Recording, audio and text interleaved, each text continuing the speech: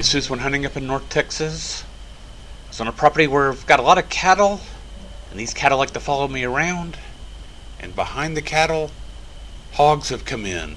Now the winds are in my favor at this point, which is terrific. I just need to get down towards the hogs without spooking the cattle too much.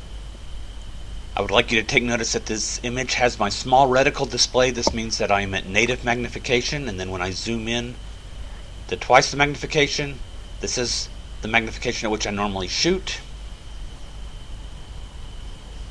And that's going to come into play later in the video. Alright, I've moved up about 100 yards from the last position. And I've been working to identify all the hogs that I want to be shooting with my Lone Star Armory TX-15 multi-purpose carbine enhanced, through which I'll be shooting some Maker Rex 110 grain bullets loaded by Druid Hill Armory into Starline brass. Now I've watched these hogs for a while now.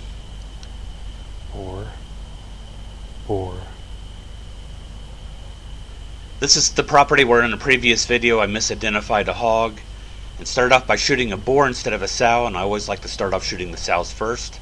This may be a sow. And that's because the sows are the one that bear the young, so the more sows you eliminate, the less young that can be born.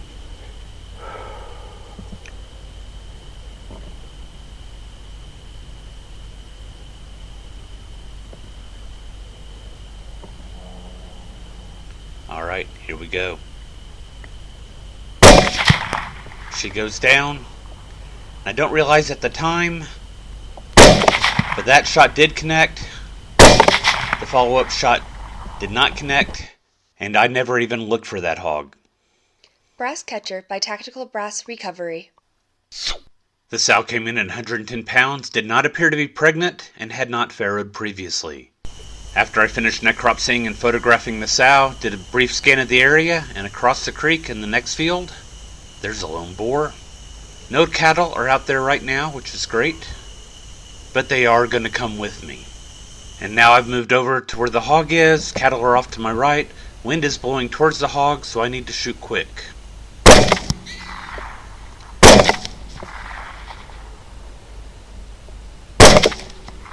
And the hog is down at about 150 yards, apparently with only one shot having connected. He was a nice sized boar and came in at 185 pounds. Moving on to the next property, I had spied hogs on this property a couple nights prior. Did not have permission to hunt that property that night, and so here I've gotten permission. I've come back, and the hogs are also back. I've got bedded cattle off to the left, and I've moved into a position downwind of the hogs. And if you watch carefully, you'll see some of the hogs occasionally raise their noses into the air. They're trying to smell the air to see if there are any threats in the area. Of course, being downwind, they will not be able to smell me as I go through and try to identify boars from sows, because I want to start again with one of the sows. I have identified a nice sow there in the back of the group, and based on a subscriber's suggestion, I'm going to try shooting, starting at the back of the pack first.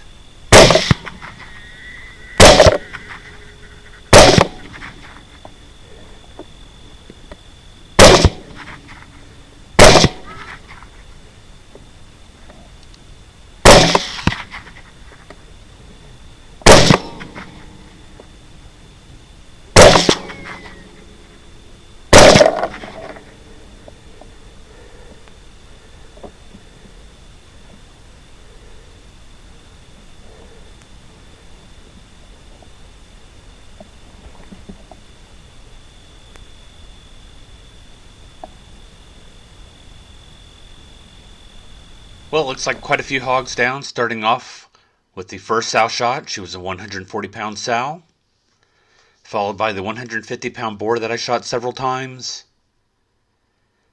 the single-shot shoat, the shoat that I shot 2 times, and this hog that was running away, it's a sow that collapsed at the top of the hill. She came in at about 125 pounds. So I finished up, went back to my truck, drove around to the other side of the property, and happened to notice a group of shoats underneath the tree in the landowner's front yard. I'm just guessing here, but I don't see an adult with these shoats, and I think I probably killed their mother on the other side of the property.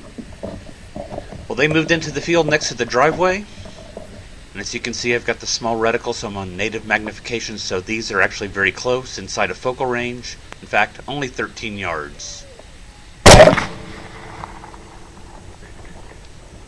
One shot, and 2 shoats are down. And here I'm not shooting at the runners because I have not cleared this side of the property for any livestock. The larger of the 2 was my primary target, and I believe this was the male, and the one behind it that was shot behind the head was a female. If you're interested in seeing how some of the bullets performed in a shot analysis, take a look at Carpe Analysis, the Trauma Diaries number 26. I will have a link at the end of this video.